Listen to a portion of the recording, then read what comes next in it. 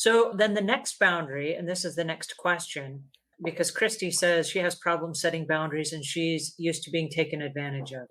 And you guys, I appreciate you jumping in here and adding your comments because this is something we all struggle with.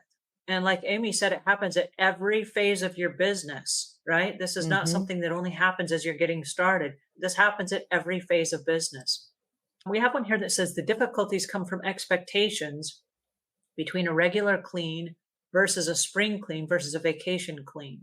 I do explain the differences, but they always expect me to do more. And they did add more to this comment. And the more to the comment was a customer will try to negotiate, saying, if you didn't clean this room today, can you clean this other room instead when it's not on the list and it hasn't been bid as part of the job? Or they'll say, Hmm. we didn't use this part of the room. Can we deduct some from the bill? How do you maintain boundaries when people keep trying to change where the boundary lies? Mm. Okay. Well, I have two thoughts to that, and one of them is something that you actually do and have done in your business, and I love it, which is to have a checklist that you go over. So have everything in writing. That's the first step to me is have everything in writing, and ideally have them sign off on it, so that then you can say, "I hear you, and this is our policy." Right. So the second thing I'm going to say is a technique I like to use a lot with people who try to get around things and try to negotiate and try to say, well, what about this? Well, what about this? So I call this the broken record technique. I'm just going to Mm. repeat myself and say the same thing over and over again until they get tired of pushing. Right. So whatever they come at you with, you're going to have a line that you say. It'll be something like, as we went over when we met and the document that you signed, this is what we do. Right. I hear you. As we went over when we met, this is the document that you signed, and this is what we do.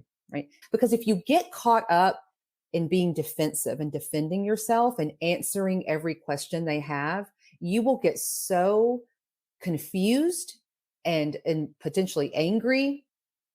You won't know which way is up anymore. It gets so confusing. So just keep repeating the same thing over and over again. So that's the broken record technique. For those kinds of clients, I think it's really useful to do that. I love that. Mm. And is there anybody you can't use it on? I don't know. That's a good question. I don't think so. I think it's just particularly helpful if we think about who it's most helpful for. It's most helpful for people that are really pushy around boundaries, that try to get whatever they can out of you and run over your boundaries. That's a really great technique to use. It's just to say the same thing over and over again. And then if they continue to not get it, let's remember, as a business owner, you have to be willing to let people go. So, someone who continually pushes boundaries, that's not a client I want to have. And at this point in my career, it's not clients that I have. I do not have those clients. And like I said, when I started my first business 20 years ago, I tried to keep those clients and tried to accommodate and was worried about money and them firing me. And granted, I didn't have a lot of money. That was a legitimate concern. But now at this point, I can look back and say, gosh, there's some ways I would have done that differently. Really would have done that differently. Like I said, no amount of money is worth really potentially abusive clients. I mean, I'm sure you can identify with that in some folks on here, right? There are people that can get a little bit scary that you work with, and you got to find a way to get out of that.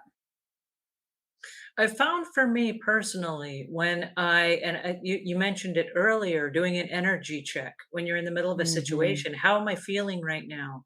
And I don't like being in a situation where I feel that I'm not in control, or I don't feel that it's a fair deal, Yeah. or I do feel like I'm being taken advantage of, where I'm willing to give, but because I'm willing to give, they're just willing to take, take, take, take.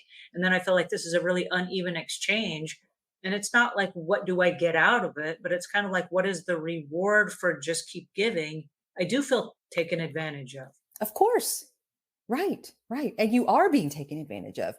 And the other truth with that is that, and this is the self responsibility part of boundaries, you do have to check in with yourself and say, what's my part? And I know you know this. Number one thing that is our part is that we have not explicitly stated boundaries.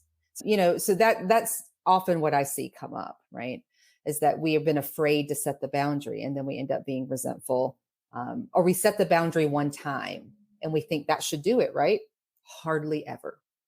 We have to do it, right? We have to do it over and over again. Again and again and Yep, again. yep, yep.